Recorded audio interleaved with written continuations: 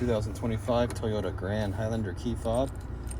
Show you how to open up the key fob to replace the battery. Okay. I'm going to push this switch to the left and hold it with our thumb. And we can pull the emergency key out. Now with the buttons facing down, get a flathead screwdriver and see this slot that's right here. This vertical slot here. We're going to put the screwdriver in here and give it a twist. It just cracks the remote open, okay? Holding the remote like this, go ahead and get your flathead screwdriver, get underneath the battery and pop it up like this. Battery size is going to be a CR 2450 with the positive sign facing out towards us. Put it in like this with your new one. Should lock right in. If you need a battery, check the description box. I have a link that takes you to Amazon where you can pick up a new Panasonic battery.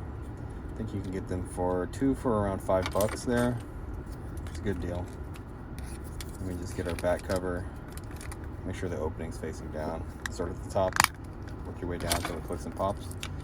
Emergency key goes back in, locks in, you're all done. Hope the video was helpful, and if it was, appreciate it if you could hit that like button for me or leave me a comment if you could.